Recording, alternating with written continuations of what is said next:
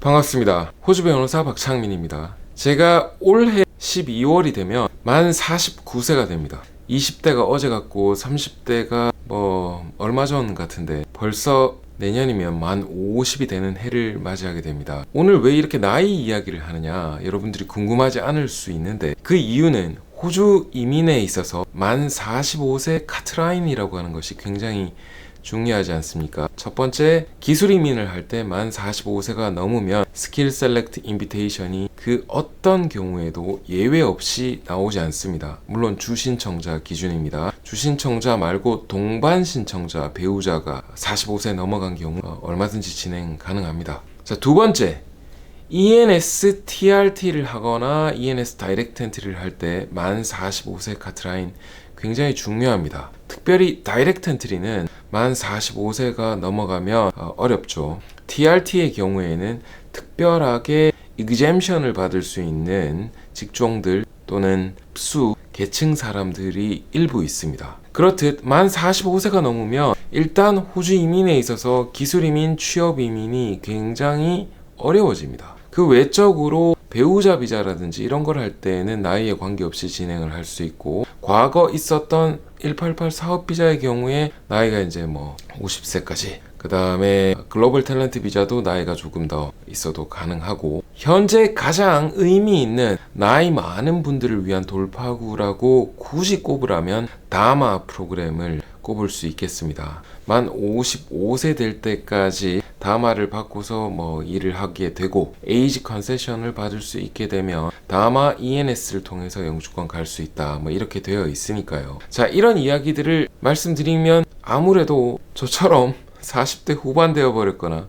이미 50대 된 분들 중에서 뭐냐, 난 아직도 기술도 쌩쌩하고 육체적으로도 지금 쌩쌩한데 호주가 나를 깐 거야? 이렇게 생각할 수 있지 않겠습니까? 기본적으로 까인 거 맞고요. 아까 이야기한 그런 주류 비자 계통에서는 이미 까인 게 맞습니다. 법적으로 신청 못하도록 막힌 경우가 대부분이기 때문에 494 비자도 마찬가지입니다. 그런데 오늘 갖고 온 통계는 2023년 4월 30일 기준으로 호주 내에 존재하고 있는 TSS 비자 소지자, 즉 취업비자, 임시 취업비자죠. 이 TSS 비자 소지자 중에서 나이대로 구분하고 성별을 나누어 지금 정리한 데이터를 가지고 왔습니다. 주로 보면 만 45세 미만 되는 계통이 거의 대부분이고요. 그런데 만 45세 넘어간 분들도 지금 보면 주신청자 기준으로 남자가 6,000명 가까이 되고요. 여자분들의 경우에 1,250명 가까이 됩니다. 참고로 호주 내에서 TSS 비자 주신청자로서 남자는 전체 48,960명, 여자는 18,795명이었습니다. 2023년 4월 30일 기준으로. 그러니까 남성분들이 주신청자가 돼서 취업비자로 진행하는 경우가 지금 일반적으로 더 많다고 할 수 있겠고, 그 중에서 나이대로 보자면 가장 많은 코호트는 아무래도 20대 25살부터 40살까지라고 보는 게 맞겠네요. 통계에 올려드릴 테니까 충분히 여러분들도 보실 수 있습니다. 근데 특이하게도 아까 이야기한 대로 45세 넘어간 분들도 지금 무려 남자 여자 다 합쳐서 주신청자가 7,250명 이게 넘는단 말이죠. 이분들은 도대체 무슨 생각으로 호주에 계실까요? 그리고 이분들이 주신청자잖아요. 주신청자랑 비슷하게 세컨더리 애플리컨트가 있다고 하면 배우자나 자녀가 있다라고 쳤을 때 꽤 많은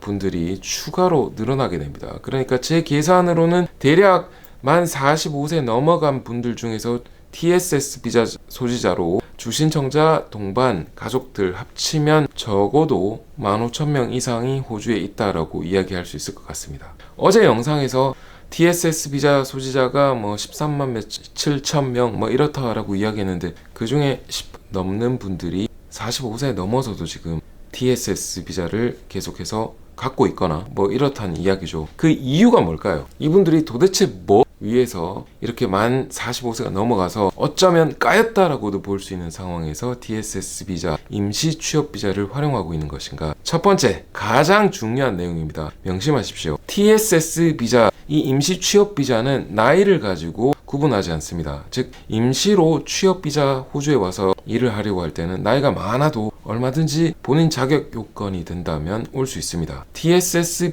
비자 신청자의 가장 중요한 요건은 경력과 학위 그리고 영어 점수, 기타 신원조회, 신체 검사 이런 요건들 아닙니까? 그러니까 내가 나이가 좀 들었어도 일을 할 수 있는 여건이 된다면 이분들은 여전히 TSS 비자를 신청할 수 있고 원한다면 계속 TSS 비자가 끝나갈 때쯤 새로 신청해서 연장해 갈 수 있다는 이야기죠. 왜 연장할까요? 호주에 좋은 취업 자리가 있다면 이분들은 일을 마다할 이유는 없지 않겠어요? 그리고 메디뱅크나 부파 같은 프라이빗 헬스 인슈런스 하나 걸어놓고 열심히 일하면서 호주 생활 즐기고 영주권 없으면 어때? 일자리 쫓겨나지 않는 이상 먹고 마시고 사는데 큰 문제 없는데 이렇게 생각한다면 TSS 임시 취업 비자 자체를 계속해서 연장해 가는 것, 이분들 나이가 들어가도 호주에 계속 계시는 것들 얼마든지 가능하지 않을까 싶습니다. 두 번째로는 이 7,250명에 달하는 남자분, 여자분, 주신청자, 주소지자 코호트는 이 중에 굉장히 많은 분들은 아마도 TSS 비자에서 ENSTRT를 진행할 때에 에이지 이그젬션을 받을 수 있는 코호트가 여기에 상당 부분 계실 겁니다. 즉 내가 45세 넘었어도 50세까지는 어떻게 나이 면제를 받고 ENSTRT를 할 수 있는 그 특수 계층이 되지 않을까? 두 번째로는 내가 50세 훨씬 넘었어도 하이 인컴 threshold를 넘긴 채로 TSS 비자 3년을 유지했으면 ENSTRT를 여전히 할 수 있으니까 그걸 노려보겠다, 이런 형태, 이런 분들이 여기 들어가지 않을까 싶긴 하네요. 그 다음 세 번째로는 아까 이야기했던 다마 있습니다. 다마도 다마 TSS, 다마 494 비자 이런 식으로 이제 갈리게 되는데 이 통계에는 지금 TSS 소지자가 다마를 가지고 있는지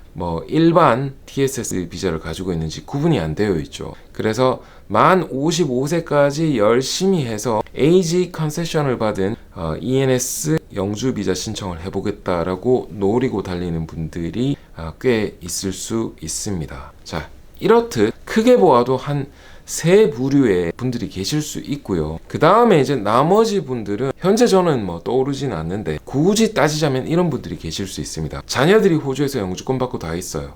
그래서 기여제 부모 초청 비자를 진행하거나 아니면 부모 초청 비자를 싸게 호주에서 만 65세 만 67세 이걸 맞춰가지고 온쇼 비자를 신청하고 싶은데 나이는 아직 50대 후반이에요. 이런 경우에 한국에서 한참 떨어져 있다가 들어와서 65세 이렇게 된 다음에 호주에서 부모 초청 비자를 신청해서 온쇼 비자를 넣고 브리징을 띄우겠다, 이렇게 떨어져 있는 기간이 길게 있는 게 싫은 경우에 이분들은 아마도 좋아 기다려봐, 내가 나이 찰 때까지 취업 비자 하면서 돈 벌면서 계속 그 기간을 맞춰가겠다, 그리고 그 노령 부모 초청 비자를 호주 안에서 신청할 수 있는 시점이 되면 그제서야 부모 초청 비자를 간단하게 온쇼에서 신청하고 브리징 비자 띄운 다음에 은퇴 아닌 은퇴 이런 시기를 즐겨보겠다라고 여기시는 분들이 일부 있을 수 있겠다, 이런 평가를 한번 해봅니다. 이렇게 굳이 끼워 넣으면 한 4가지 카테고리로 구분할 수 있을 것 같은데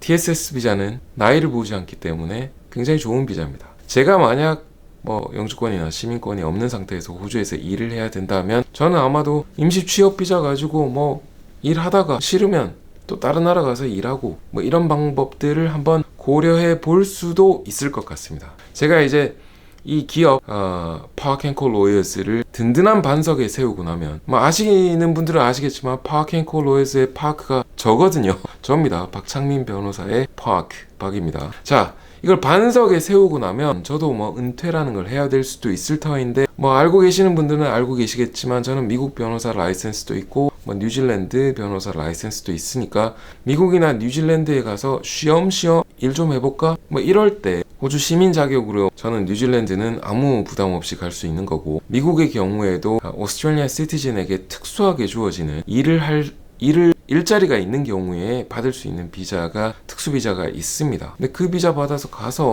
일 좀 하면서 반은퇴, 그러니까 세미 리타이어해서 일도 하고 놀기도 하고 여행도 다니고 이런 것들 가능하지 않을까 싶네요. 그런 취지에서 오늘 제가 보게 된 이 통계를 한번 설명해 드리면 좋겠다 싶어서 갖고 왔습니다. 자, 만 45세 기술임에서는 까였지만 다른 비자는 아직도 다마라든지 아니면 기타 에이지 이그젬션을 받을 수 있는 ENS, TRT로의 방법이 완전히 없어진 게 아니기 때문에 여러분들 상황에 맞는 그런 비자를 한번 고민해 보시기 바랍니다. 이 정도 할까 싶은데 글쎄 빠뜨린 게 없나? 오늘 연구가 조금 똑바로 안 됐습니다. 제가 통계 자료 하나 가지고 그냥 눈앞에서 보면서 여러분들께 지금 안내해 드리고 있는데 앉아서 이렇게 뭘 노트하면서 연구한 게 아니어서 조금 미흡했을 수 있는데 그래도 이렇게 영상 하나 마무리 해봅니다. 더 알고 싶은 내용이 있으면 댓글로 얼마든지 남겨주십시오. 여러분들의 의견 소중하게 받아서 제가 다음 소재로 열심히 잘 한번 살려보도록 하겠습니다.